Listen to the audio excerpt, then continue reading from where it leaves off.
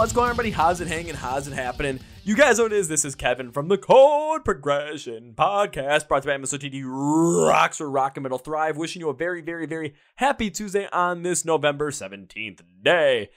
And my God, we got another great one for you today. So from the band The Lonely Ones with their cover of Flesh, which is incredible, along with their other songs that are out right now. I got a chance to talk to the frontman of the band, Marty, and we got to talk about that whole entire Flash cover, how difficult it is to cover Queen, but then we got into talking about some other things as well in terms of the band's mentality right now when it comes to growing, but also growing during a time of COVID-19 and being ready for anything.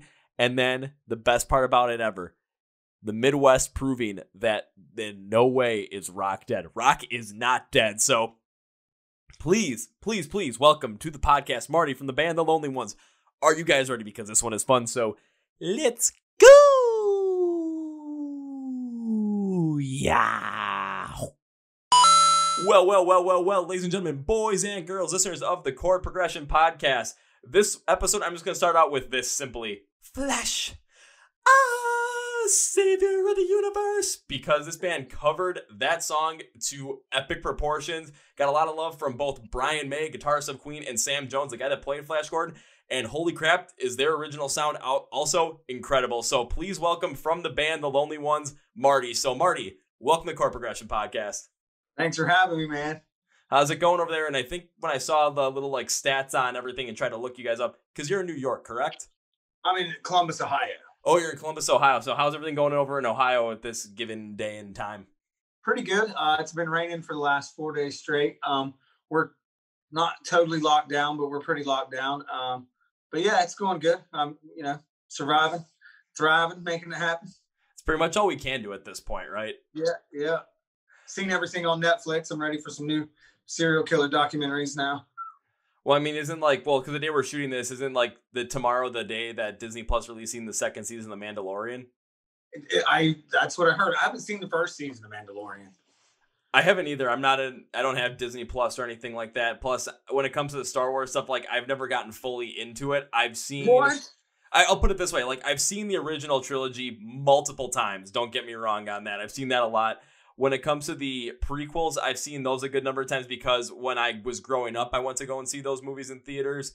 And then I saw The Force Awakens when it came out. I saw Rogue One when it came out because my girlfriend at the time really wanted to go see it. I'm like, well, I'm not going to say no to that. But then after that, did not see episode 8. I did not see episode 9. I just really wasn't into it. Really? Rogue One was really good, I thought. I feel you, though. I kind of started to, I went and saw... in the theater, I think Solo was good. Everyone said it wasn't great. I thought it was amazing. But you also told me you hadn't seen Flash Gordon, the movie, yet. I can't believe it. and right when I told you that, it was like I felt like my stock in terms of my coolness stock with you went from like here up here to all of a sudden like way down here just after that. But no way. But I understand. I think you have to see it now. It's probably Star Wars and The Mandalorian, all that. Flash Gordon's the best sci-fi movie ever made. I'm gonna have to watch it, and like when I do like all like the promo videos for this, like 'cause I always do these two wacky ones, always leading up to it the date, like a couple days beforehand. They're all gonna have to be Flash Gordon related because I think that's just gonna be insane. I would agree. I don't think it's gonna hurt you. I don't think so either. But instead of using the Queen version like dubbed over it, I'm gonna use your guys' version on it instead to merely add to it. And first off, to see if anyone can actually tell the difference. Right on. So they're talking about doing a remake of the movie. Really? So, yeah, it was one of the reasons why we decided to do that song. It was like, I'm a huge Flash Gordon fan and a huge Queen fan. And when I finally got talked into, Jimmy, our bass player, it was his idea. He's like, look, we're coming out as a new band. We gotta come slinging. Everybody's doing covers. Let's do one where everybody's like, okay, these guys are serious. So we decided to do Queen, and at the same time, there was rumblings of them doing the remake. So it's like, if we could, get on that remake, we could kill two birds with one stone. So hopefully it was a smart business move, as well as a childhood dream to play Flash Gordon with my band. It was amazing. Well, I mean, taking a look at a smart business move, I would definitely have to say so, because when you take a look at the reception you got from guys like Brian May, from Sam Jones, a.k.a. Flash Gordon himself, and then seeing not only like what is done for your monthly Spotify listenership, because that's always a stat that people are using nowadays, plus taking a look at the fact that you have over 116,000 Facebook followers for the band, with a band that was formed, I believe it was in summer 2019, so about a year and a half ago. Like that is, so when it comes to like a smart business move, it seems like that really did work out well for you in the end. It's starting to feel pretty good. Yeah, it was like one of the things that we thought was hilarious, and we had a big talk about it. Is like, if we do this Queen cover, we're going to get so many people listen to it. Are we allowed to cuss on this podcast? Oh, absolutely. All right. That's what we thought, that for sure we were going to get a bunch of people to listen to it, because they thought this is going to be a hunk of shit. There's no way anyone can cover Queen. So, and we've actually had that theory, test positive. People have said, well, the only reason I listened to it is these guys are going to just it's going to be awful. So they were pleasantly surprised. So there was several angles that we took. It's like, we do it real well, no one's ever going to believe it. And we're going to get a lot of traffic to see what kind of train wreck that is a Queen cover. But the fact that Brian May gave us the thumbs up, that was a dream come true. It was still to this day, I'm like, holy shit, Brian May heard it and gave us the thumbs up. And when we were asked, what cover are you going to do next? I don't know if we're going to do a cover next week. We got the thumbs up from the rock legend. Let's do something else now. That's as far as you can go, I think. Yeah, when it comes to covering Queen as well, I've always been a big proponent of this. Like, when it comes to covering songs, you can always take it one of two ways. One is you can always try and really figure out exactly what the artist did and really just hone in on that and really try and figure that out exactly and really make a cover that just is really powerful, just like the original, without really going too far into like the realms of redoing it entirely. Something like you guys did. Or you can go in a different route, like take The Sound of Silence by Simon and Garfunkel and then take the version that Disturbed did, and you're getting two completely different feels of a song, but they both hit equally as powerful. So you could go one of the two ways, and you went the way of just like trying to, especially with just the Flash Gordon song, not the Hero, which we'll get into in a bit because that's also added on to it. But you guys really tried to focus on trying to hit exactly what Queen did on that one. And when it comes to trying to cover Queen, I mean, trying to hit the same vocals that Freddie Mercury did is damn near impossible. So I can see why people are like, oh, let's go check this out to see what kind of shit show it could be. But then when they listen to it, because even when I listen to it, I'd have done the same thing. Like, let's see this pile of shit. So I was banking on that. But as far as keeping them close to the original, whenever we cover songs, our plan is to kind of, what if they were our age now and guitar tones were different and the recording techniques were a bit different. And I mean, to try to me, Flash Gordon sounds like it's from the future anyway.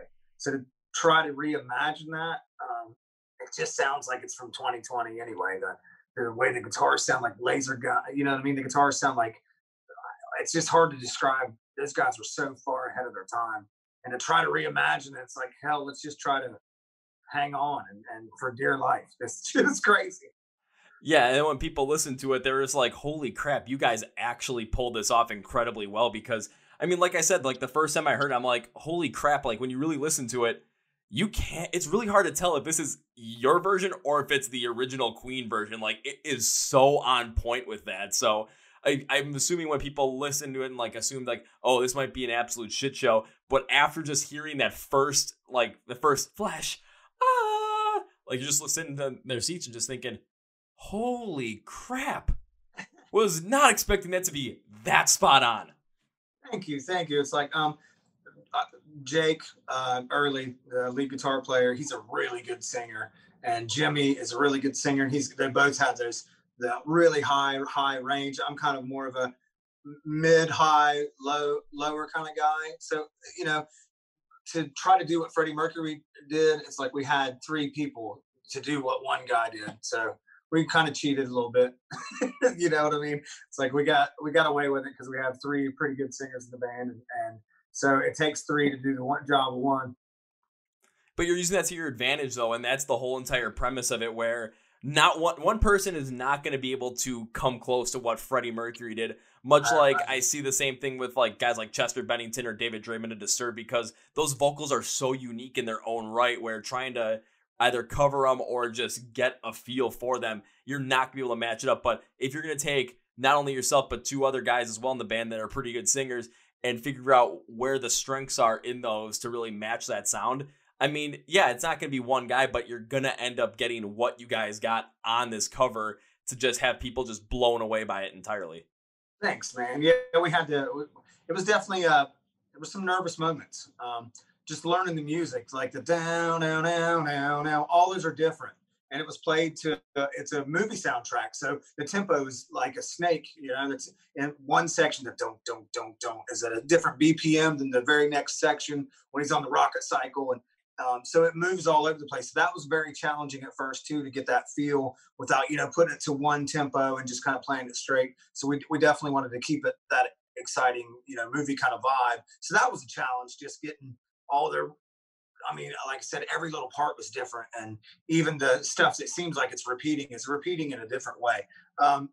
So we got the music down and I started to get a little more, because I had to be talked into it. Jimmy was like, let's do Flash. I was like, are you out of your mind? Like, that's the worst idea ever. He's like, we have to come out swinging. I was like, I agree, but it's Queen. Are you crazy? And then he finally talked me into it. It took about an hour and a half. And then he said, once I hung the phone up, I was like, all right, hell with it. Let's give it a shot. He said he sat there in sheer panic. Like, I never thought he was going to say, okay. I never thought in a million years he would agree to this. So he starts shitting his pants. So then we got the music down. I was like, all right, this is starting to really shape up. We didn't take too many liberties. We just used different guitar tones and just more of modern kind of sound. And then it was time to tackle the vocals, which I was like, oh my God, here it comes. Here's the moment of truth. And we did it a cappella.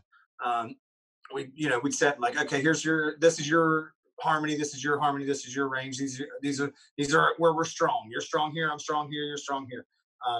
And we did it a cappella for we got about to the third flash, and I was like, oh shit, we might be able to pull this off. It was sounding pretty good. So that's when the stress started to go away and it started to become a lot of fun. Because that's one of the things, like covering your favorite bands. It's like the beauty of it is you get to pretend like you're in Pink Floyd or you're in Queen for 2 days or however long it takes in the studio. You get to do all these things that they did, these things you grew up listening to. So, we were going to do it anyway, just because it was going to be fun. And if it turned out like shit, it was still fun. And if it turned out well, we'd put it out and people would think we were cool. And that's all we really want, is people to think we're cool. I think you hit on that, especially. And then when you go to because you also cover the hero as a part of it as well, which was awesome because then you're getting that full entire soundtrack in there. And when you went with that, I absolutely love what you kind of did there with the vocals, because that was you on the vocals, correct? With that part? Yep.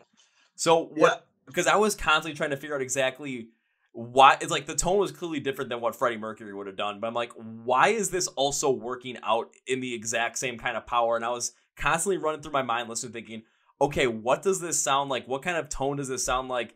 And what I ended up picking up on was it had this like rather higher pitch, consistent style, like with an 80s rock vibe to it. And it reminded me of like a modern day, more like harder version of Fee Waybill from the Tubes, like the song like She's the Beauty, like 1 in a million girls. Just to kind of and the reason why I kind of just sat on that, I'm like, oh, okay, this is kind of what the melody kind of feels like, the way you were singing it. But I absolutely love the move and like how it sounded as well, because you matched up with that like style and the times that Flash Gordon was created back in the 80s. So you have that vibe and that emotion in there, but it wasn't trying to be just like what Freddie Mercury would have done. So you had that differentiation in there that really did work out well, because what ended up happening was you matched the feel of the times and you matched the emotion of the tone as well overall. So that's where it really came into a lot of success, in my opinion. Thanks, man. Thanks. It kind of like, so there was a movie that I watched when I was a kid. It's called Rock and Roll. I don't know if anyone's ever seen it. It was a cartoon on HBO, and Iggy Pop's in it, and Debbie Harry's in it, and there's what I kind of modeled that part after was a Cheap Trick song called Born to Raise Hell. And it was just that I always liked the hero. Was one of my favorite things in Flash Gordon, was that rocking part. And I love Freddie's voice on that part. I knew it was like, well, you're not going to be able to sing like a pristine angel. So I kind of, modeled it after that dirty rock sound and kind of just opened my mouth, and what came out is what happened. Like I said, when you're trying to sing what Freddie Mercury sings, there's part of it that you can control. The other part of it is you're just hanging on for dear life. and so it worked out somehow. By the grace of God, it worked out. I was like, oh, that sounds pretty good. Holy shit. So I was worried. That was a part that was worrying me. Like, here you go, you're by yourself, and you're supposed to be doing Freddie's parts. And so I was like, well, it's gonna be, it is what it is. And but it ended up being pretty cool. But again, taking inspiration from that time period as well to really, again, match the overall tone that was on there is what really worked out. But not trying to copy exactly what Freddie did was a smart move then, because, again, like we've been saying, you can't copy Freddie Mercury. I mean, it's just like when you talk about like a once in a generation voice. No, that's not once in a generation. That's once in a humanity kind of voice. Yeah. I mean, I'm a huge Queen fan. And just to think about when they were recording that stuff and how many tracks they had and the amount of unlimited tracks that we have now and the amount of tools that we have to keep things, click tracks and you can do it again and do all these different things. For that band to just be able to do what they did in that time, it was raw talent. And it's just something that's like, I don't know if they make them like that anymore. There's some people out now that'll, put tears in your eyes when they sing. I remember Greta Van Fleet. I thought they were really cool. I was like, it's got this Zeppelin-y kind of vibe. I think it's really cool. And we played a show with them, a festival. We went on like a 12, and then they went on right after us. It was like 12:30, and they were just getting started. I heard the song on the radio and stuff, and I was like, we got done. We loaded our gear off real fast. Blah blah blah. We had a little bit of time, so I walked out front, and I was like, okay, this Greta Van Fleet's getting ready to play. I like what I heard on the radio. Let's see what happens. And they started that Highway song. Okay. And that dude opened his mouth and removed all doubt. And there was about 15,000 people there, and he removed the doubt of 15,000 people whether this guy could sing or not. And he lit the whole place up at 1:00 in the day. Just the big yell at the beginning of that, big scream at the beginning of that song, and it was just, there's some guys out there that'll do that to you. I don't know if I'm one of them, but there's some guys out there. He's that kid. I was gonna say, I don't know what's gonna happen is once we finally are able to see you guys play. Well, I see everybody start playing live shows again. Hopefully that's sooner rather than later, because everyone is feeling this, but it's me as well. It's like I got an itch to get back in that crowd and just start mosh pitting like crazy, because that's what I love to do. I mean, again, if I get cuts above my eye, if I almost break my nose again, so be it. I kind of miss doing that. I do too. I won't take any of it for granted. I've always tried to not take anything for granted, and even the gas station hot dogs, man, I can't wait to taste one of those again. I'm ready to get back on the road. The things that, that's such a huge part of my life. I miss it so much. I knew I would miss it. I just didn't, I miss everything about it. I miss being broke down on the side of the interstate, changing a tire. I miss, the crowd singing the song back to me. I miss it all. It's like, I just can't wait. I can't wait to get back, and I can't wait to feel that energy again, and be up all night looking out the windshield, wondering when we're getting to the next town, and waking up at radio groggy, and just, I miss every single bit of it. And then from like the fan perspective as well, for mine, it's like, because I think I can speak for a lot of different fans as well too, where it's like, we just miss going to those shows and just feeling the connectiveness, not only with the bands that are on stage that we're seeing to perform, but also the connectiveness with the other people in the crowd, because there's some people that are in the crowd. It's like, I've seen them at many different shows. I have no idea what their names are, but it's like when I see them, it's like, holy crap, it's you. It's like, hey man, how's it going? And like start talking about our lives and whatnot. I still remember these people's names. All of a sudden, like a band like Fit for a King would come on, and next thing you know, we're back into the pit trying to kill each other just because that's what's fun. After each song, everyone's high fiving, we're getting hugs from people. All of a sudden, it's like, all right, here's another one. All of a sudden, everyone still like separates, and then boom, bam, yeah. And it's something that we truly do miss, because it's just, man, I like when it comes to taking it for granted too. It's like once I started this whole entire thing, and like that's what I really want to do. I love going to shows, and it's just like I went to so many last year. I had so many planned for this year. It's just like, yeah, that didn't happen. But it's just, I'm not taking that for granted. It's like if I have a chance to go see a show, it's like maybe I want to go see this band, maybe I don't want to go see this band, maybe I'm not feeling up to it. I'm always telling myself, remember 2020, what you'd always thinking, if you could just go to a show, you're gonna go no matter what. So even if you're feeling down out about it, go. That's what I say. If it's a Thursday night and there's a local band playing down the street, I'm going. It's like I I want the bass hitting me in the chest again. I miss it. It's a very comfortable place that feel very uncomfortable not being there. It is, and especially like because I know like with the only ones you guys have been around for about a year and a half now. So I mean, no, not really. We've been around. Our first song came out March 16th, 2 days after the lockdown. Oh, really? Yeah, so we're brand new. We still got diapers on. Oh wow. Well, not like the actual diapers or the chin diapers. When people pull their mask down, it's just around their chin. It looks like they've got a face diaper on. I like that. It creates a wonderful jawline. It's like a beard. It kind of is. It's beard for the beardless. That's what I say. I can't grow a beard. It looks all trashy and white patch, or it looks all patchy and white trashy. So I kind of feel very manly with my chin diaper on. Or I kind of stick with this, where it's just like, yeah, it's got some scrubble. It's like it shows a little bit, but if I let this go out longer, it's gonna look like a 17-year-old Amish kid. So I'm like, okay, I'm gonna keep this short if I'm gonna do this. I know what you mean. It's like I don't have the beard power. I just can't grow it. Just never could. I don't. For some reason, my brother has it, so it makes no sense. Like, okay, why did he get it and I didn't get it? But then again, I got height and strength over him, so I'll take that. Yeah. You can't have it all. You can't have it all. Can't be perfect. It's the one thing that I don't have that he has. I mean, I got the looks too, so I'm gonna take it from there. He looks great with his beard. There's one time he grew out the beard. He looked like he was. I started calling him Hezekiah because he looked Amish. Right on it. The ones that grow out like this, not down. The ones that grow out and straight. Yeah, it's just like it poofed out and like it wasn't like going down. It was just outward. And I'm like, oh, okay. Then all of a sudden I saw something and he put a video on Facebook. He's like, all right, time to do something. He's just like, and all of a sudden it just cut off real quick and just like quickly transitioned to another frame. And it was just him completely clean shaven. It was the weirdest thing. I'm like, you went from Amish to baby like that. That's awesome. Baby faces are coming back. I'm telling you. I mean, for my sake, I don't know. I could go either way just because it's like I can do the short beard or I can do it completely clean shaven. Either or, it doesn't matter to me. As long as I don't have to do lumberjack beard. Baby faces are going to make a comeback. Everyone's going to get tired of the old lumberjack look, and it's the baby faces are going to be back in. I'd like to have one. you just gotta be versatile, and for right now, because beards are still kind of in. Just again, you do the mask down by the chin diaper thing. You look at that epic jawline. You got the beard going on just for the cover of it. You're good to go. At first glance, if I move quick, no one will be able to tell.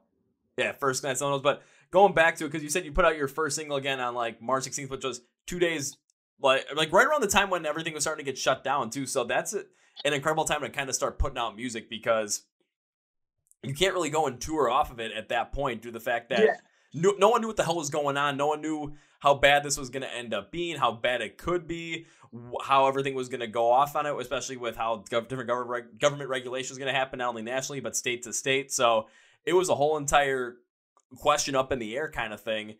And that's when you guys start putting out music. So what was that like due to the fact that I've known a lot of bands that were putting out music at that time, but none that really just like put out their first stuff right at that time? I guess so. We were in the period where we were getting ready to go. It's like, okay, everything's gonna, we got the record done, we got the new vehicle, we, we're tight, we're rehearsed, we're ready to go. We had shows booked and all that stuff, and it hit all at once. So we were kind of just we didn't know what to do with like how this could last 2 months, this could last 6 months. I remember going into the grocery store and nothing being on the shelves and getting that weird little Walking Dead feeling like this is the start of something really shitty. I thought it was good. Not that it's not bad, but I thought that, oh my God, there's going to be chaos. It's going to, people have been pretty cool in Columbus anyway. But our thought was, if we can't put music out or if we can't go tour and we can't do the traditional route and all that stuff that we had planned, people are going to be stuck at home with nothing to do. So at least the thing that we can do would be to give them, new music. It's like, and so we've continued to do that since it's been about probably every month and a half, we've released something new, a new single. So that was our plan, was like, well, this is what we got. We've been given sour lemonade. We might as well get some music out and give people something to do when they're locked down, because it's going to get pretty boring. People are going to go pretty stir crazy. So at least give them something, our fans and something exciting, something that we feel would be exciting is new music and something to freak out on while they're stuck at home. So it was just it was one of those situations where it is what it is. The we're not going to get to do what we want to do, what we had planned to do, but we'll make the best of it. We'll give people something to check out when they're stuck at home and sick of hanging out with their family. They can put their headphones on and piss off and listen to something new. Yeah, but then one thing I will say about it is like the mindset you had behind that as well has been something that I've been a huge proponent of ever since this whole entire pandemic thing started. And the reason behind that is because it was something exactly what you said. People are going to be stuck at home. People are going to be, after about a week or two, I mean, everyone, it was like Tiger King. Oh, big thing with that. But then after that, it was, people are going to end up rewatching The Office for like the 15th or 16th time. And it's just people are going to be begging for something new after about 2-3 weeks of that. And when I saw bands that were postponing their album releases due to the fact that they wanted to like postpone because they weren't sure when this was going to end, they thought this was going to be over with by mid to late summer. So they were pushing their album releases back to then so that they could also tour them and go back on with that original plan and what bands have been doing for years. However, there are other bands that decided, you know what, screw this. We're going to put out new stuff. We're going to put out these albums even though we can't tour on them. And the reason is because people are begging for new stuff after a while. People are going to be on their phones, on the internet constantly. So if you put this stuff out there, people are going to end up paying attention to it. It's because that's where the attention is right at that moment. And bands like August Burns Red, bands like the band Red, they did it. Trivium did it. From Ashes to New killed it on that front as well with all the covers that they did. So it made a lot of sense to do something like that where it's like, okay, release new music during this time because even though you can't tour, even though you're all ready to go and you can't do it, instead of wishing for what was, you were looking at what is and adapting to that. Yeah, and I think too, there might be a silver lining to all this for newer bands, because they are filling that void of new stuff coming out, and it is going to be, the touring cycles. I assume, I don't know, but I assume that it's going to open up slowly. So the 50,000 seaters aren't going to open up right away. So it's going to be smaller live shows and social distance shows and things like that. So the bands that are newer and smaller are going to start to fill that void a little bit. So I think there's going to be a uprise in independent underground bands coming here soon because, we are going to put out the records and we are going to move on business as usual. And we don't have to wait for the big release with the tour, with the radio campaign, that kind of thing that you have to do when, you're a massive band and all those things fall into place. And that's the way you promote a record. We're going to just put it out because, well, we're fucked either way. So might as well get some, you know what I mean? Might as well give somebody something to do. Because, movies, like just even for new movies to come out, there's no new movies coming out. There's nothing going on. It's pretty much silent out there. So if you put out your stuff, then you're the big fish in a little pond for a minute. It seems like maybe it seems like it. And when it comes to the like when venues are able to open up again, what you said about that independent bands can really take advantage of that. I hope that's the case. However, I kind of don't see it happening that way. The reason is because when these venues are able to open up again, like, those smaller venues or those medium-sized venues, like those ballroom concert hall kind of stuff that can have like 2,000-3,000 people in there, and they're able to start bringing in more people, those bigger bands are going to want to fill the void and tour and try and get more people out there because, they're the bigger bands. They're going to get the bigger draw. They're going to be able to get the money to come in, and they may be able to have some money to, maybe throw at some of these venues to help them out as well. And and I think that could potentially push these more emerging and more independent artists out of the way for a little bit because, again, those bigger bands, they just have more weight that they can throw around in that. I hope that isn't the case because there's so many independent bands, there are so many newer bands that are emerging in the scene right now that I've had a chance to talk to and listen to that are putting out incredible stuff.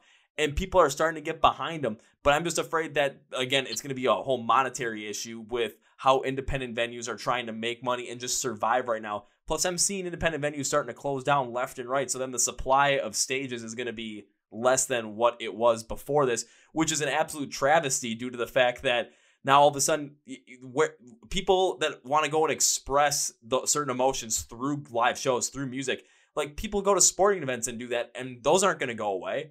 But live music, I mean, you're going to have less of a supply there due to the fact that there's these stages that are going down left and right because they're not getting any fucking help. Yeah, I understand. That's also could be the other side of it.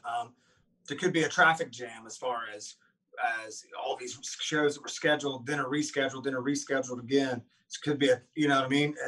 I don't know what's going to happen, um, but I feel like I said, I feel like us and other bands putting out music now are going to catch that wave of, I really got into this band, and this was the band that I was listening to when nobody else was putting out music. Hopefully, I don't know. It's hard to make any predictions at this point. 2020 has been quite the roller coaster, quite the many curveballs coming out of the 2020. It's been very strange. It has been, and I hope it's the case where, bands are able to go out and tour again, but then the independent bands and these emerging bands that people were really starting to get into during this time end up being the bands that are able to get into these venues and play live shows because, hey, why not? People are starting to get into them. Or for some of these venues as well, like here in Milwaukee with the Rave, because they've got 3 different stages within one complex. I could see this happening once they're able to start having live shows. Like there's going to be a show on each stage every single night. And probably pretty big bands too. Yeah, probably decent sized bands that wouldn't normally play the smaller stage. You know what I mean? I don't know. I don't know what's going to happen. There's going to be an explosion. I don't know if it's going to be good for us or bad for us, but like I said, we're navigating through those waters one way or the other. And I always try to look on the positive side, because if not, I wouldn't be in the music industry.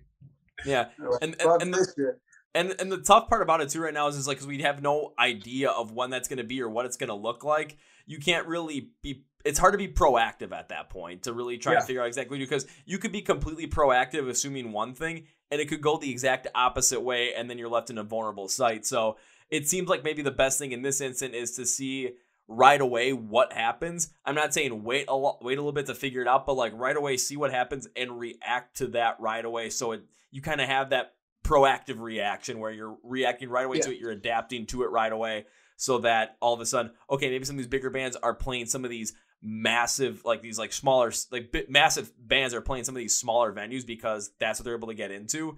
But they might be looking for openers too, just because, some of these rescheduled tours, some of the openers might not be able to play anymore. Some of those openers might not be around anymore. You never know. That is an opportunity to take.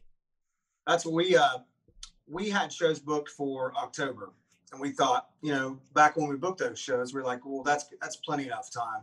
We're reading the articles, and if everybody wears their mask and this and that, we thought that October would be plenty of time. Well, we got to October and had to cancel everything. So we have things booked for March.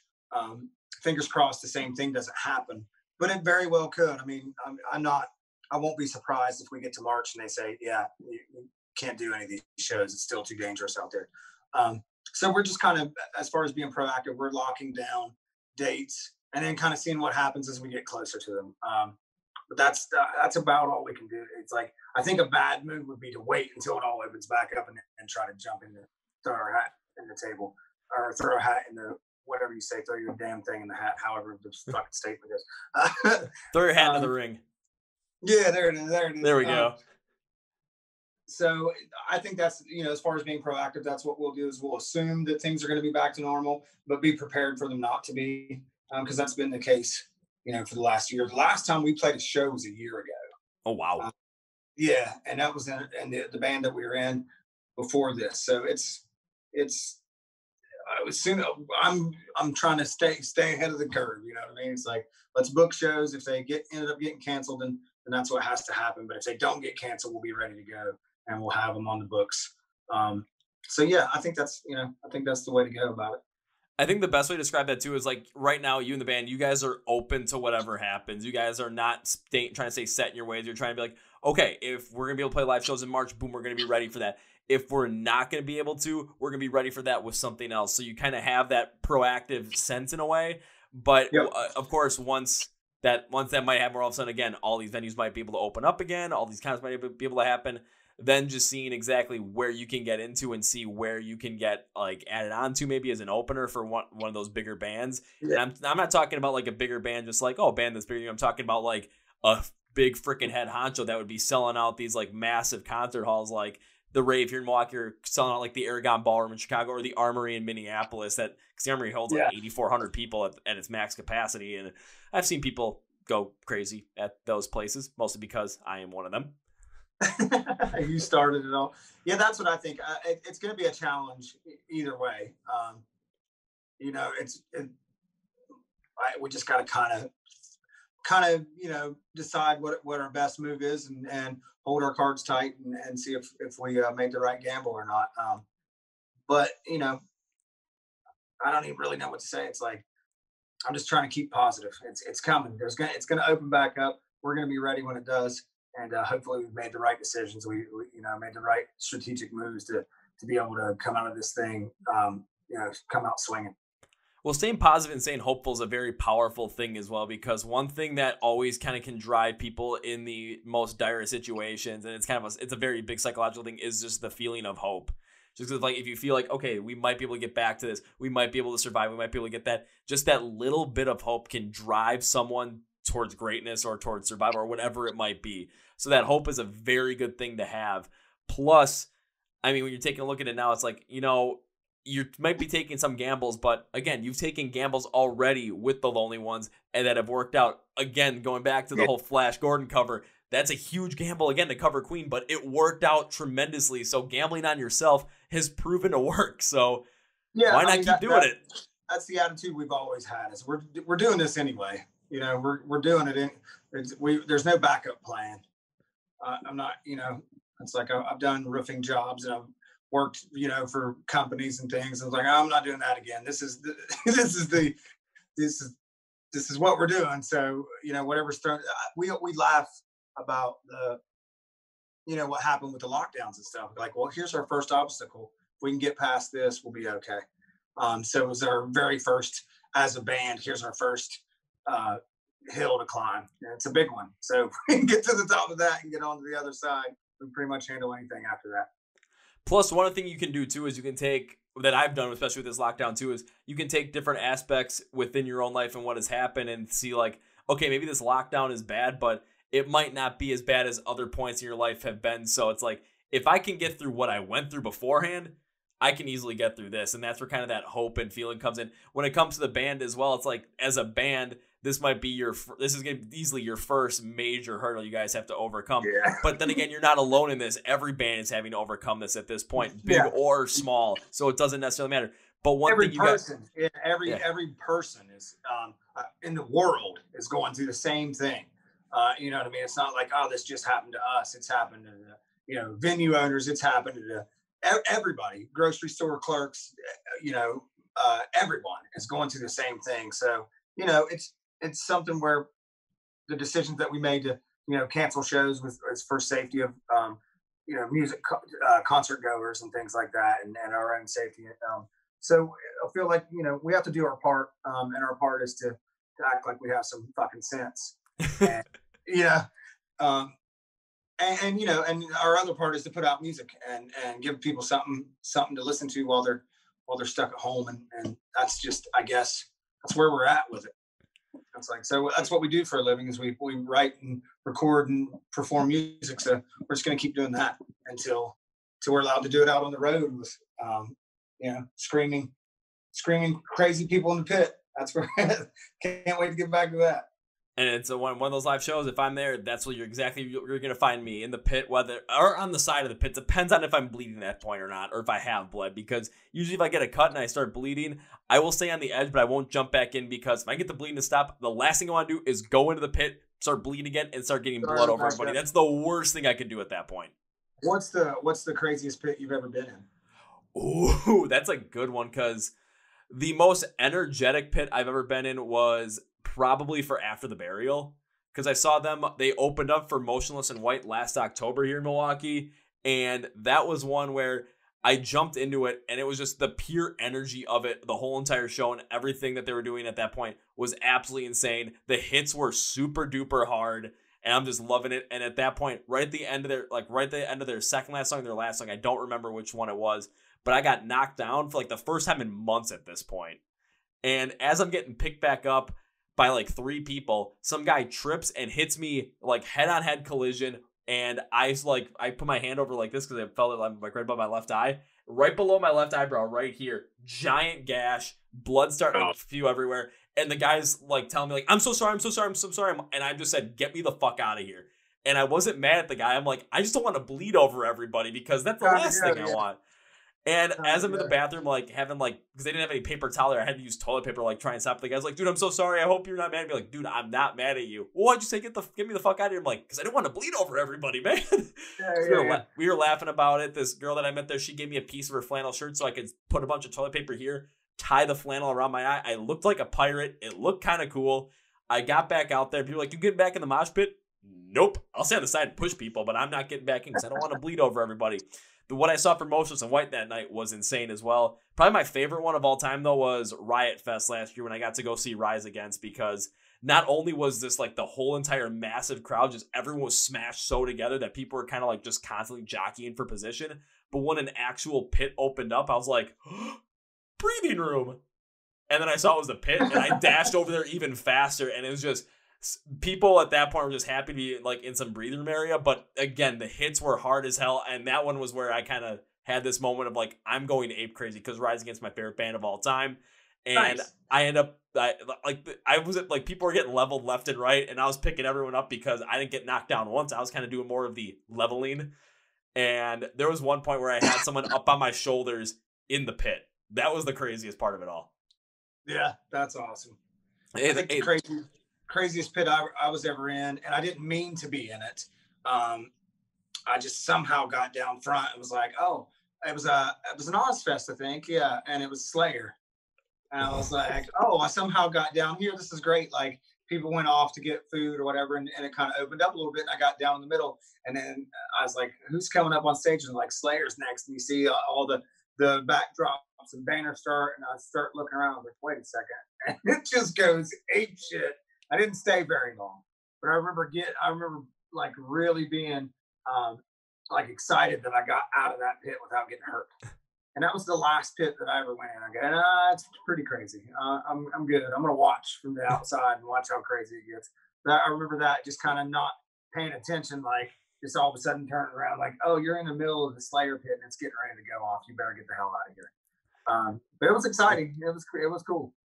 I'm hoping that I never get to a point where I'm like, man, I don't want to be in a pit anymore. I'll be fine watching. I hope I don't get to that point. I know it's going to come at some time, so I'm going to get as many as I can before I feel like, okay, I can't do this anymore. But I'm not a very big dude. I'm like 5'7" with cowboy boots on. So a Slayer pit, I can't even see over anybody's shoulders. It's just the luck of the draw. I didn't get killed in there.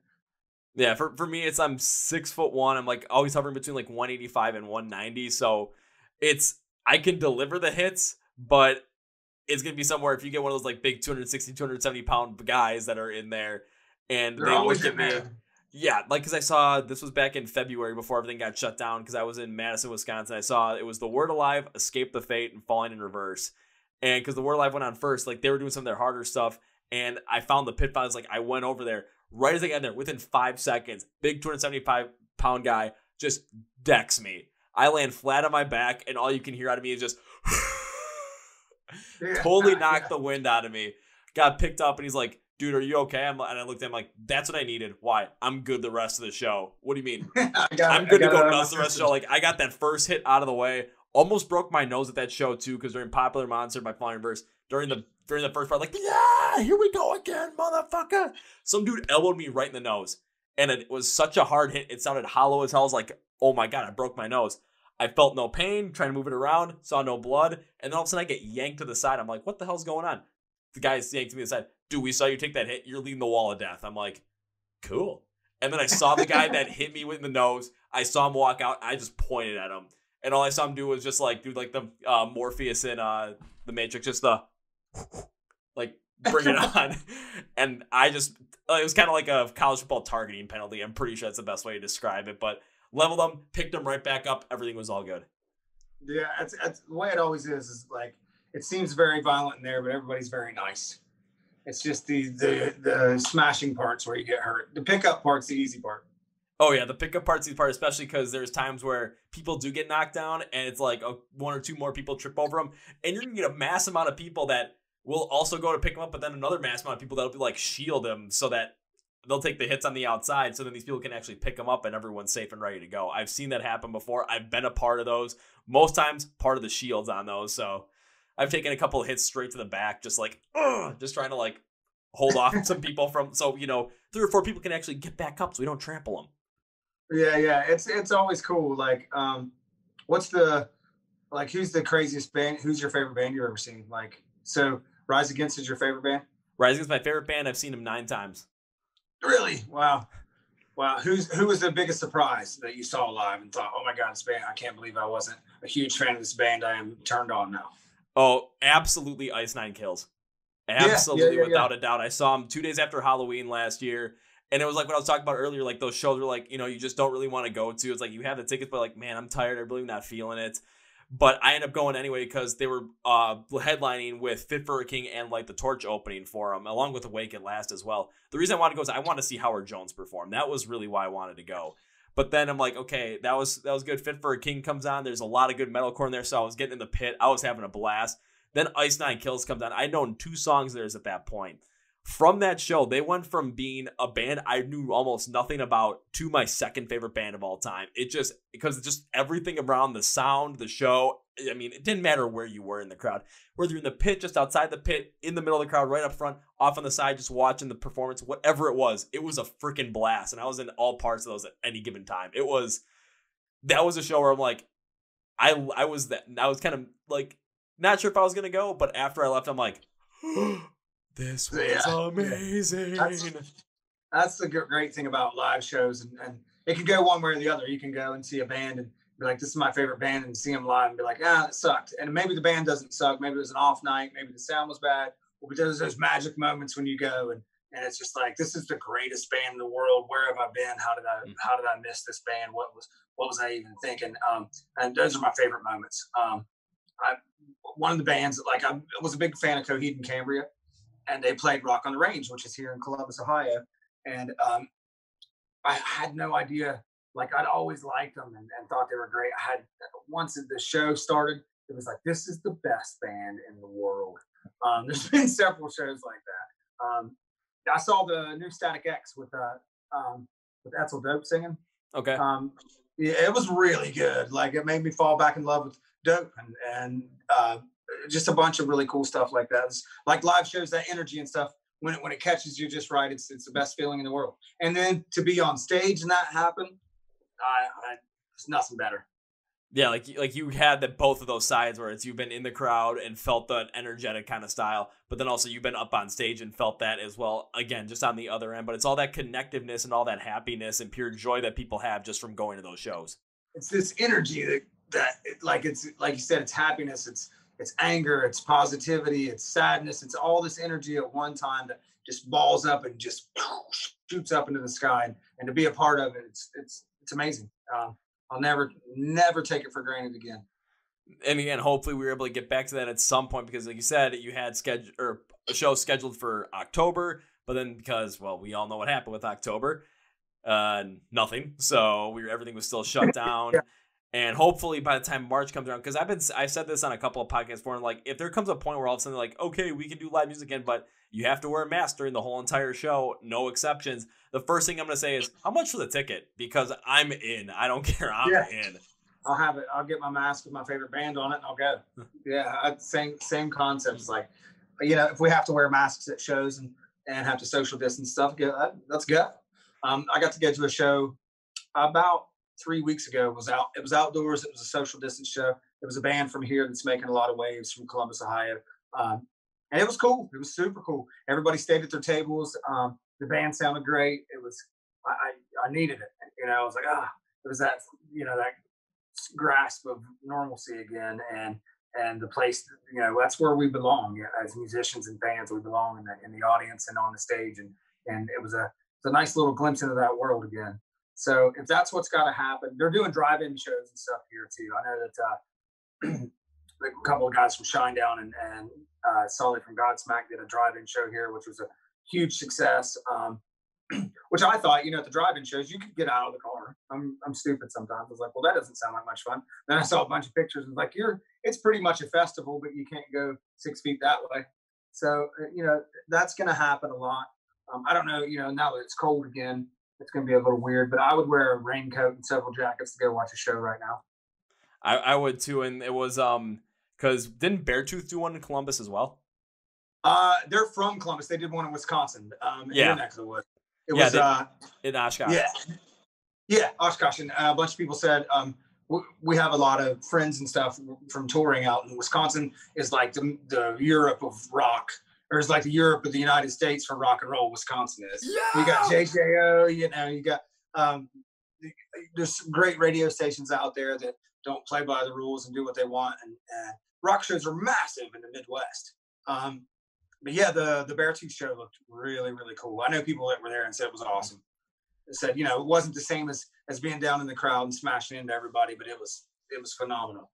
Yeah, I was lucky enough to interview the band that ended up opening up for Beartooth that night, because I saw they were from Milwaukee. They're called American Bandit.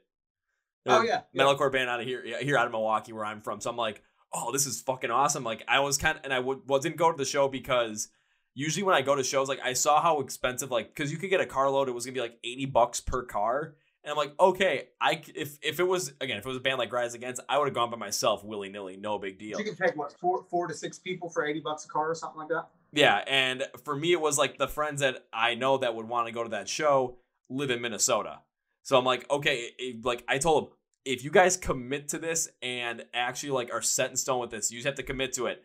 I will pay for the whole entire thing. I don't mind.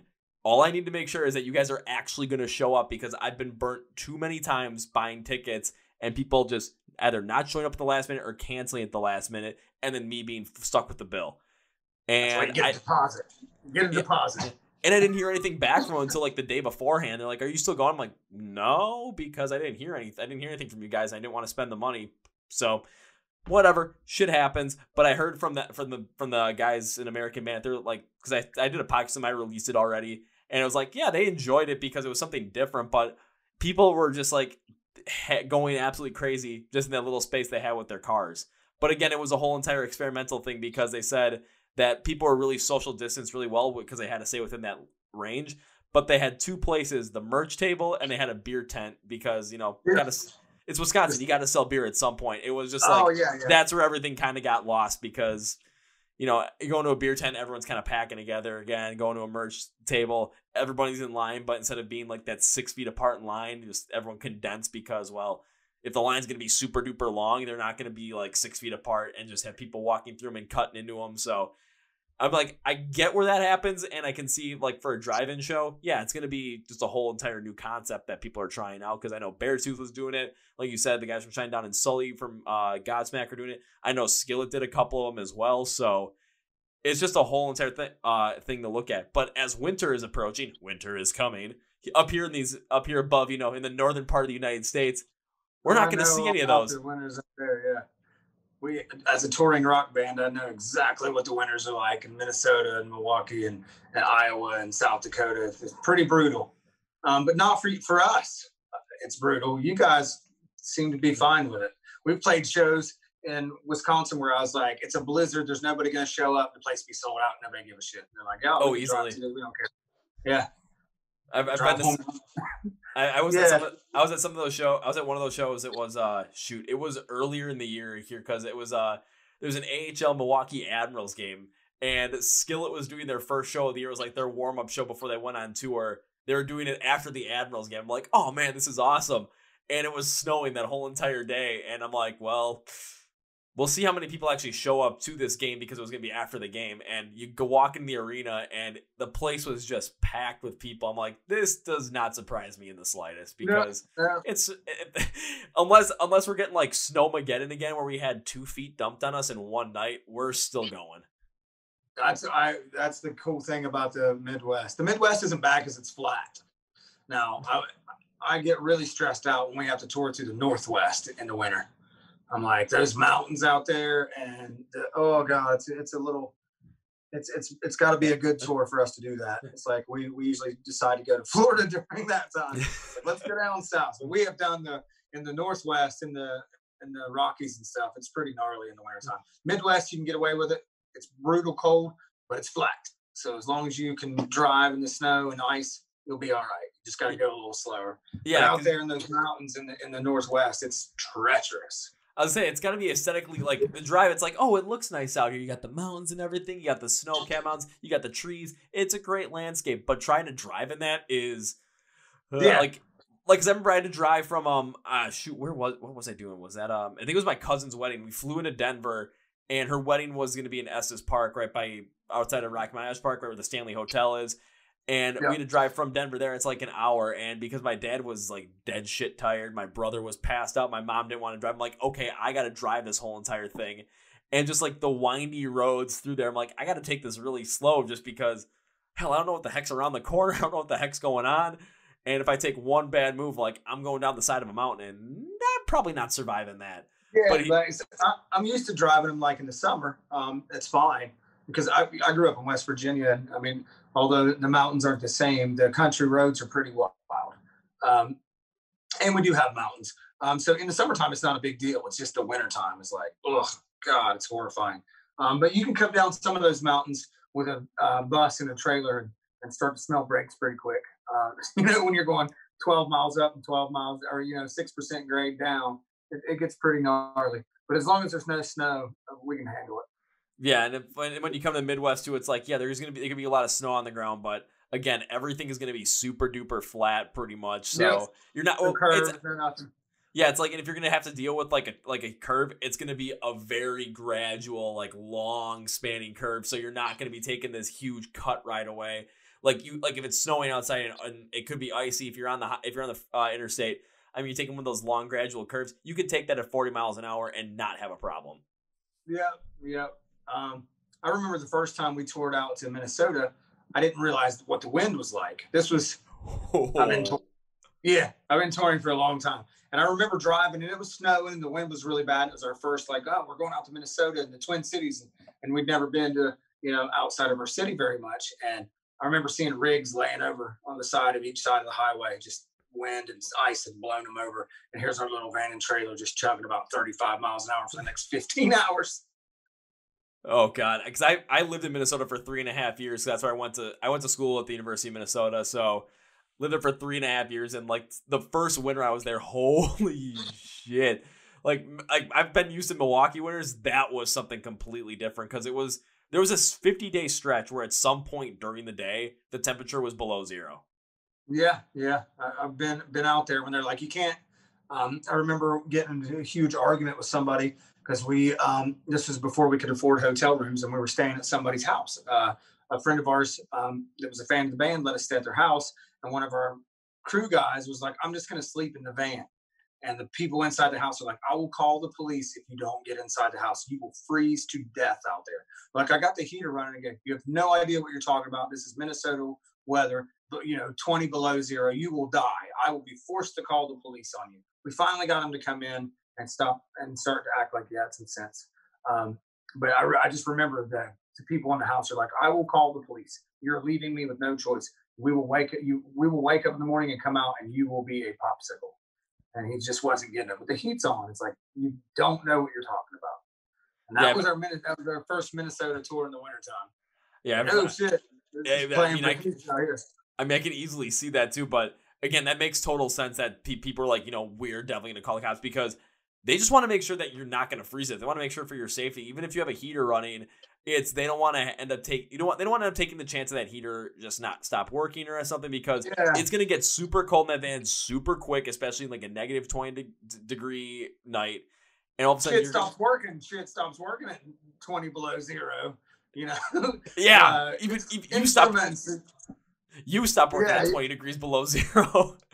Electrical instruments and batteries and things just stop working at that cold of a temperature. And it's like, he didn't understand. They were just trying to explain to him. It's like, you don't know what you're talking about. We live here. This is dangerous. Get in the house. So finally we got him in there and everything was good. And we woke up the next morning and everything was frozen solid. And it was the coldest thing. Like when you go out, your skin hurts. It's so cold and you can feel everything, all the moisture in your nose and eyes start to freeze instantly. It's like, this is serious business. Yeah, there was a couple of times my senior year because I had like a townhouse style kind of apartment, and all my stuff was upstairs, and like the downstairs area that me and these two other guys had, it was basically just like the kitchen, whatever furniture was already there, a bathroom, that was it. There were a couple of times where we saw people that were like just outside, like other students, and like kind of drunk as well. And just, again, it's negative 20 degrees outside. They're stumbling around. They're falling in the snow. It's like, these people aren't going to make it home. These people are going to die if they stay out there. So we're like, yeah, just come outside. Just crash on here. Why? We don't want you to die. That's going to be that's what we're going to call it. Yeah. It's like you freeze to death. It happens. It happens quite a bit. Especially as drunk as people get in Minnesota and Wisconsin. I'm sure they're constantly falling asleep outside. And what they say is when you freeze to death, I've never froze to death, so I'm just going on rumor and speculation. It's like you just kind of slowly fade off. Yeah. It can happen pretty easily. You just kind of float away. I'm gonna have to make extra special care that my heated jacket stays in working order. If it's gonna get super cold this winter, I gotta make sure that thing still works, because you have a heated jacket. That's awesome. Yeah, I used to work for a company that made them. So when they were doing this whole entire thing, it was right before I left the company too. They had this like, oh, we're gonna do this whole entire like summer warehouse sale just for the heat gear. So it was like heated jackets, heated sweatshirts, heated gloves, all that stuff. I'm like, and they're like, you can get two if you can get one, maybe two. I'm like, well, I kind of want like 4 or 5, but like, okay, I'm gonna get one for myself. I ended up picking up one for my brother, but then because I was volunteering, like actually selling the stuff, I tucked a little heated sweatshirt away from my buddy who's an electrician, because I'm like, you're really gonna want this, dude. Yeah. It's gonna get crazy. You think it's gonna be crazy winter? It's 2020, so yes. It's a good point. Yeah. I bet it's gonna be nuts. Just positivity, positive vibes. It's gonna be great. I'm pretty sure that there's gonna be one point where I'm gonna wake up, I'm gonna try and walk out of the house, and it's gonna be impossible to, because there's gonna be snow blocking the back door to where I live. So I'm gonna have to end up jumping out the window and sliding down into the snow just to try and get out of the house. But then getting my car out of off the street is gonna be a whole nother problem as well. Yeah, my sister, I have a twin sister, and she worked for a company out there, and I think she was in Milwaukee. And it was the company got her an apartment and all that stuff, and they had to have a heated garage. They're like, you'll never make it out here without this heated garage, and you have to have a remote start on your car, and all these little things that she had to have before she could work for this company. And they said, because the winter time's about to get really brutal. They had to make sure that she'd go to work. The one that I remember from Milwaukee specifically was early 2019, when they had that quote unquote polar vortex, when it was like negative 30 degrees out in the morning, and I still had to go to work. Like, I still had to drive to work and be in the office, and there were a lot of people that were working from home, but I still had to go in, and I'm like, I know exactly how I'm dealing with this. Twice a day before I leave, like and space it out perfectly. I'd go outside, I'd start my car, I'd let it run for 10 minutes, and then I do that. And then by the time I left, like, the engine was still somewhat warm. It wasn't completely frozen. So people were trying to start their cars left and right, and they were just stalling. They couldn't get them going because the engine was frozen over. They needed to jump. Then there's me. Just turn on, just easy spot. Yeah. That's what we had a diesel engine bus at one point in time, and touring through the Midwest. It was like, if you didn't leave it running the whole time, you may never start it again, as cold as it got out there. So we had that happen once where it didn't start, and then we never shut it off ever again for the rest of the tour. I don't blame you for that. But I do like, I was touring in the summertime is my favorite. It's just the greatest when you can get off the bus and walk around and do whatever you want. But touring in the wintertime, it's still pretty fun. Once you get parked and you're over the horrifying road conditions, and you get parked in the venue and you're set for the night, it's still a blast. It creates some challenges for sure, but just being on the road, man, I miss it so much. I mean, I've said that probably 5 times in this podcast, but it's just when it opens back up, man, you'll see the happiest dude you've ever interviewed.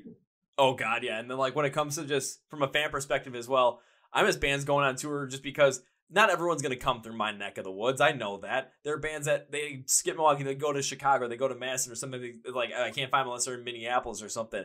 And I take the ride out there because, well, going to Madison, going to Chicago, that's like nothing. That's an hour and a half, maybe. Yeah. So that's easy. No, don't worry about it. Going to Minneapolis, it's like a 4.5 hour drive for me because I drive fast. probably illegal, but whatever. Yeah, does it suck? But you know what? I'm used to it. And if it's going to be a band that I really want to go see and I can go see it with some of my friends that are up there, hell yeah, I'm going to go because it's fucking awesome. Yeah, they got great venues in the Twin Cities too.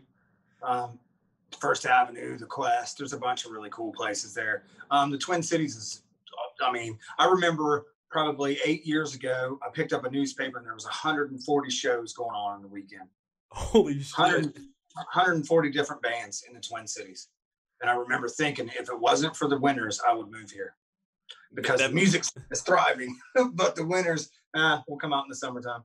Yeah, yeah. If you can't fathom like, you know, like 20 below consistently and having to deal with that, yeah, Minneapolis and St. Paul, they're not the places you're gonna want to be.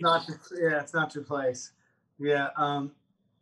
What is it? What do you travel a lot? Like, do you leave the Midwest much? Do you know what's your favorite place in the United States to go? Ooh, good question. Well, because usually, like, when it comes to traveling, especially like going to shows, I mean, I'm always around the Midwest area. When it comes to traveling outside of like just the Midwest area, like I've been to Texas when I was a kid. Went to California in 2018 to do something with 30 Seconds to Mars. That was fun, but I don't really want to. What did you do with them? They had the whole entire like Camp Mars thing that they were doing that year. So it was like like summer, like their like adult summer camp kind of thing. I went to that and then ended up getting to go out to the thing they had because they did it again last year, but it was the first time last year they didn't just do it in California. They did one on an island just outside of Croatia, and I went to that. That was fun as all hell. I bet it was. That's cool. That's really cool. So it's like if you take a look at like, because on like the Zoom call thing, like there's a little like profile picture of me. There's a picture. It's me with Jared and Shannon Leto. Like all over my social media, like that would be my profile picture still because I'm not gonna lie, it's a good picture. That's good. Yeah, no, that's cool. That's definitely cool. But like within the U.S. though, I probably have to say outside the Midwest, I'd have to say Florida, just because I've been there a couple of times. The last time I was down there was for my dad's 60th birthday. We went because this was last year in 2019. The Daytona 500 was being run on his 60th birthday, and that was like on his bucket list. Dude wanted to go. And we're like, okay, you know, this, yeah. I was like, it was my idea. I'm like, dude, let's go do this. And it was just him and me. My brother was in Australia at that time. I know he kind of regrets that because he wishes he was in Daytona with my dad and I at that point because it would have been so much more fun. But just going and seeing like certain things around there, especially when Saturday night was one of my favorite nights because we went to a couple of bars around Daytona Beach. And it was a couple weeks before the big bike rally down there. So it was all bikers that were down there, all race fans. And we walked to the bars and they were like, they had like these, like, it was mostly outdoors, but they had some of the indoor stuff going on. And it reminded me of church festivals up here in Wisconsin, where we literally have like just these festivals that the churches put on just to raise money. And the biggest money maker that they have is selling beer. Absolutely. And I've been to that. You know, growing up in West Virginia, NASCAR was a big thing around. But you don't realize how much fun it is until you actually go to the race yourself. And then you're like, oh my God, I understand it now. This is so much fun. This is incredible. But I always thought, you know, oh, they're driving around in a circle, whatever. And my friends were into it and stuff. But I went to a NASCAR race and I've been to several since then. And it's so much fun when you're actually there. It's a night and day difference from watching it on television and being there. Oh, easily. Like my dad and I and my brother were supposed to go to the Indy 500 this year, but of course it's 2020. Fuck you, COVID. So we were gonna do that as well. But like the one thing I remember about these bars was it was like you get like the cover bands are playing all those 80s hard rock songs and bikers are gonna like a lot of ZZ Top, a lot of AC/DC. Yeah. And my dad and I are laughing hysterically because it's like it seems like for people like us, like you would not know us to be in that crowd because it's all bikers. And then it's these two guys. One guy that looks like that classic Midwestern dad and a kid wearing a punk rock t-shirt. But I'm like, this is just normal for us. We end up going to this one bar where they had all these different license plates on the wall from all these different states, different countries even. And one of my dad's friends actually had his license plate up on there because it said Gas Man on it. Because the guy's initials are GAS. And I heard that guy. And we were trying to find it on the walls. And then all of a sudden we were looking on the walls. We couldn't find it. And then we noticed that underneath the bar where people were sitting, there were license plate underneath the bar. But we couldn't really see them. So me just not even caring about what's going on, I pull up my phone, turn on my flashlight, and I'm looking at these license plate. And I'm starting to like weave through people. And all of a sudden, these two ladies are like, "Excuse me, what are you doing?" And I start explaining what I'm doing. Like, I'm just looking for a license plate. And all of a sudden, these two bikers come up and they grab me. I'm like, "Oh, this is gonna suck." Like, they think I'm doing something kind of not right. But then all of a sudden, my dad's like, "Hey, I'm looking for this license plate. It says Gas Man on it. We looked everywhere, and we're just have the flash on just so we can see the license plate under there." All of a sudden, this is what the bikers are like. "Oh shit, guys, everyone pull back from the bar. Let's find this license plate." And we're like, "Oh, yay!" Yeah. That's we've done Sturgis and done a lot of things like that for the the biker crowd. Yeah. And they're just really nice people. They just look scary. They're just, you know what I mean? They look really scary, but they're just really nice people. That's what I always tell people. Like, what's it like playing a biker rally? I go, well, Harleys are expensive. So, these people have good jobs and they just want to rock out and their hobbies are riding bikes and stuff like that. So it's got that kind of mystique and that scary kind of vibe, but they're just really nice people with really expensive bikes that want to listen to loud guitars and loud drums. And then the two rules are just they look mean, but they're really nice. So just don't just be respectful. You'll get along just fine. And two, the biggest rule of all, when it comes to their bikes, look, but do not touch whatsoever. I don't even get near them. Have you ever seen the Pee-wee's Big Adventure, Pee-wee Herman movie? Yeah. That's I've seen that one.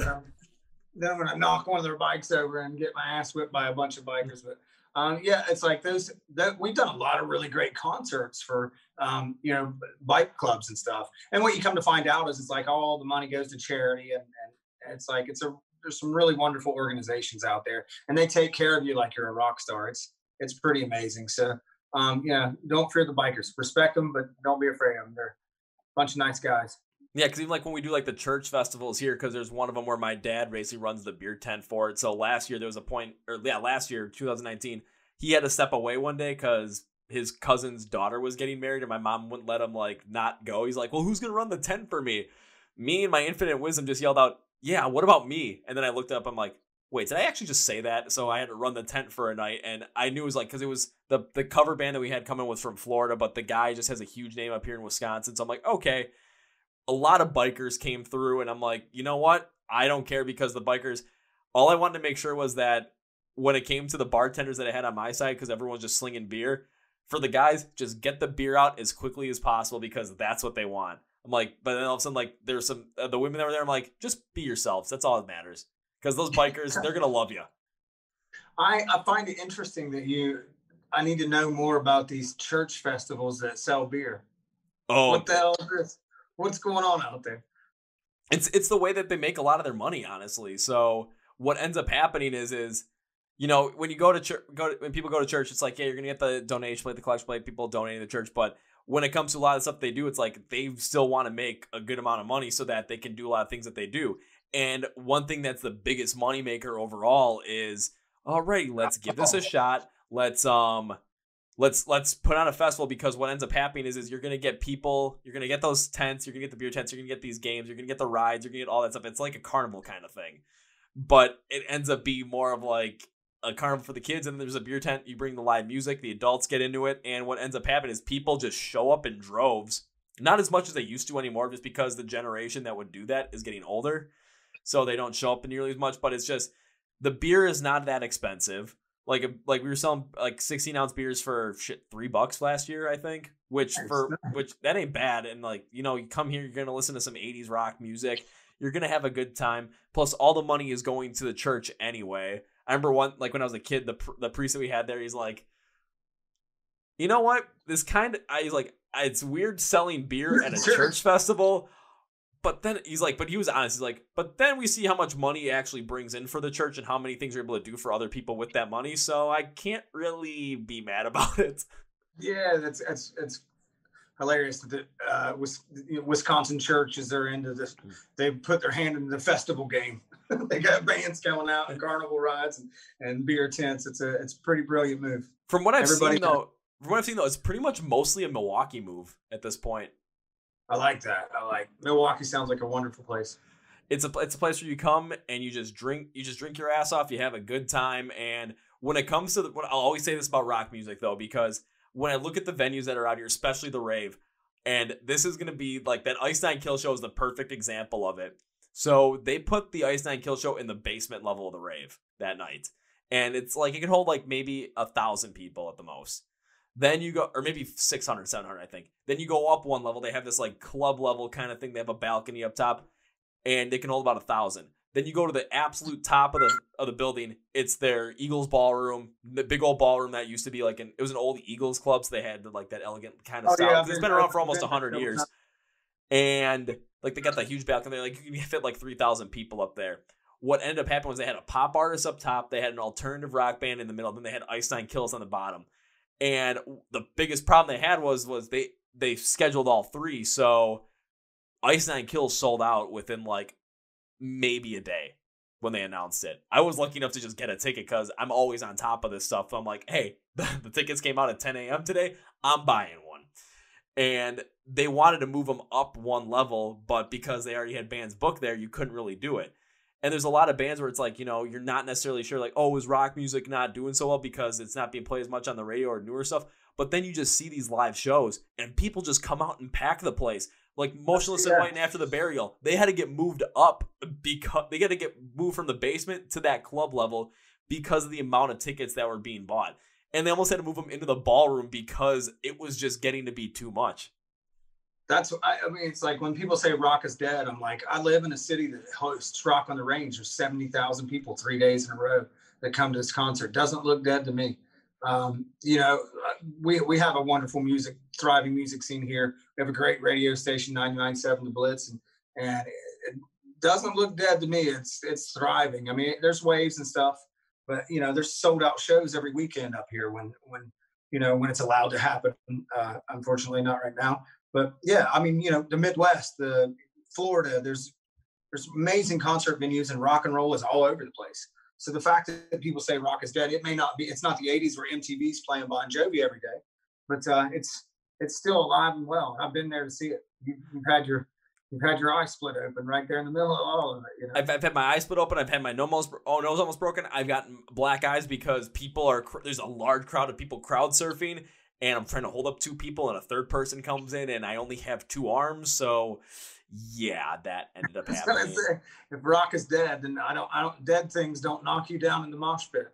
No, and the other thing too is like you take a look at festivals, like because I don't know how many people Coachella had in 2019, but I think Larger Than Life actually beat them in overall capacity over the course of 3 days. Yeah, and that's. I mean, the Danny Wimmer festivals are proof that rock is not dead. I mean, he's taken these festivals and turned them into mass events, and the one here, the Rock on the Range, is the biggest one in the United States, and it's it rivals festivals in Europe, and Europe is rock and roll is alive and well there. No one even utters the word rock is dead there. Oh God, no. I mean, I've talked with Guitar Hero and things like that, young kids got back into guitar music, and the wave of guitar shredders is back. You know what I mean? It's like, so I think it's just a cool thing to say at this point. It's definitely not true. Yeah, and it's like when it comes to the younger generation as well, there are certain artists that are starting to kind of bridge that gap a little bit. While I wasn't the biggest fan of MGK's pop punk album, I do. That was pretty good. I thought it was pretty good. Yeah. My biggest thing is just like I just didn't like I just don't connect with his voice on a pop punk track. It just doesn't connect with me. That's just the way I see it. However, I do respect for the fact that there are a lot of kids that are getting back into rock because of it. And I mean, I'm not going to stop them, because if we're getting the younger generation back into rock, holy crap, yeah, keep it coming, dude. Yeah. It's like I always liked Machine Gun Kelly, and then when he played Tommy Lee, I was like, this dude's just the coolest dude ever. And then he did a pop punk record. I like this dude, man. It doesn't matter what he does, he's pretty cool.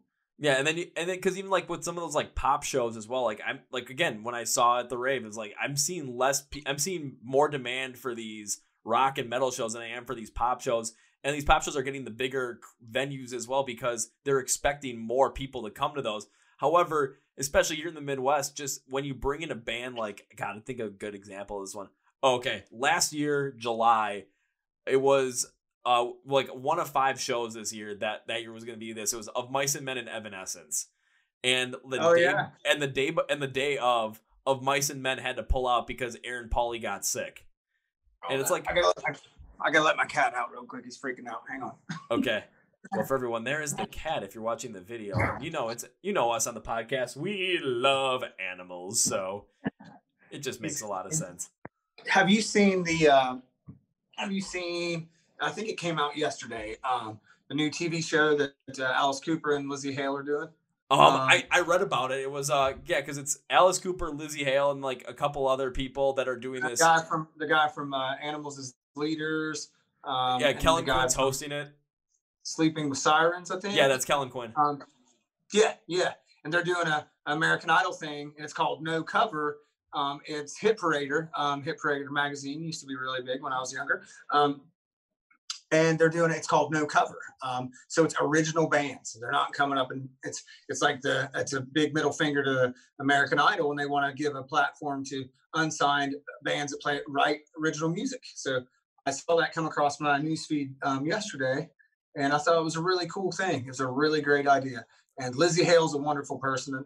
She's just authentic and honest.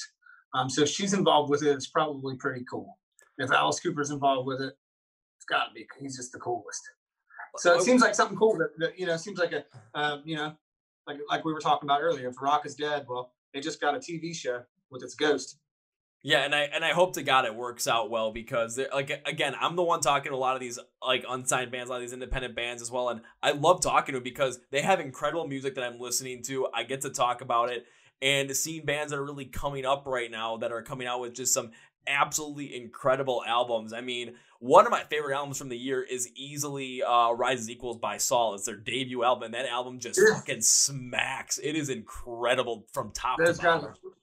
Yeah, they're nice dudes too. Super cool dudes. They're out of Iowa, the Midwest band.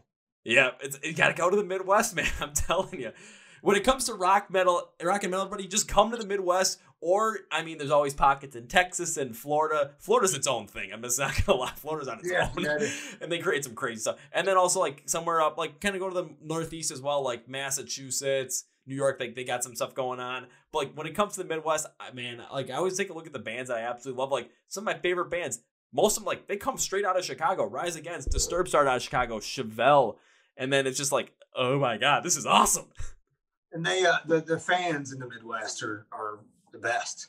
It's like if you do a festival in Florida, it's going to be good. You do it in Wisconsin, it's going to be twice as big. The fans in Wisconsin and Iowa and Minnesota and just that area are just crazy. They're coming to the rock shows. Rock is alive and well in the Midwest, and it's all bands from my level to the big bands. Favorite places to play is the Midwest. Promise you that. No, I'm really glad I still live here. Woohoo! Makes me happy. Yeah. You're really lucky. You're really lucky, like you said, with where you're at, with being so close to Chicago and being so close to Madison. I mean, Madison, they put on free shows. Taste of Madison and what's the other one? Bratfest and stuff like that. It's like it's just that radio station out there is wonderful, and their fans are loyal and it's just great for rock and roll music. Like I said, the Midwest, everybody knows, everybody that's in a band knows that it's going to be a great time when you start heading that direction. Yeah, because I'm hoping that everything, like once 2021 comes in, I hope everything opens up, because I have this whole entire idea that I've been workshopping for about half a year now, and I'm totally going to make shit happen because unfortunately, because one of the big festivals here in Wisconsin, Rock USA, they're no longer going to be because of the impact on COVID, and with their parent company declaring bankruptcy before the end of the year is out, which is very unfortunate. However, in outside of Eau Claire, Wisconsin, in Cadott, there's a festival called Rock Fest. It was always the same weekend, and I'm making sure I can go to that. And my whole entire premise was because, again, I love going to those kind of festivals, but one of my ideas was I'm going to rent me a Winnebago so I have a little bit more space myself. But the whole purpose behind it is I'm going to pack the Winnebago with coolers. I'm going to have beer, water, Gatorade, hard alcohol, whatever you guys want. And I'm going to invite bands that I've talked to, because there's like 7 or 8 on the list, to come out, actually hang out and do like a quick little 10, 15 minute thing in person. And then just share a drink, whatever you guys want. If you're straight edge and you don't want alcohol, I got you covered. If you just want water, hey, I got you. You want Gatorade? Boom, I got you covered. You want to share a beer? Hell yeah, I'm good with that. Right on, right. That's a good idea. That's a great idea. just kind of keep up that whole entire like party mentality, but also, you know, it's going to be, it's like, yeah, you're going to be talking to me, but then all of a sudden you're going to see me and you're going to be going on stage in like an hour. And then you're going to see me just getting thrown around the pit because I just find that fun. And after 3 days, I'm going to want to just leave because I'm be like, I just gave it all for 3 days. Yeah, I'm on no sleep. That's the beautiful thing about the RV. You can go crash out whenever you want. Don't have to drive. It's right there. Unfortunately, I'd be the only one driving, so got to get me all those energy drinks. Just like, Have you never been to a festival where you could stay on the premises? I have, but I'm usually not the one that's been driving to or from. Well, you don't have. You can park your RV for 3 days. You can buy the camping pass and stay there, and it's a game changer. When the show's over, you can go off and crash out asleep and wake back up early in the morning. It's an experience. That's the way we do it. Well, that's my whole plan with the Winnebago too, because it's like then I can crash in there as well, and then I have like a set spot so that as the bands that kind of come by and hang out, like maybe they talk to some of the other bands that are there and they want to come and hang out, and then I'm always in that set spot. So it's like, okay, you know exactly where you're going. And then I'm hoping, like, you know, with all the coolers and just being able to hang out, just keep it more of a relaxed kind of thing, more fun. You want to come, have a drink, whatever it might be. Just kind of have that positivity going and have that just like, yeah, we want to go talk to this guy kind of feel. You got to get a flag made with your logo on it. Big, huge flag flying from the RV so they know where to go. I've got cousins that'll be able to make that. They got a whole entire screen printing business that they've been working on for like 13 years at this point. So I'd be like, hey guys, make me this flag. And they'll be like, sure. Massive. Yeah, massive.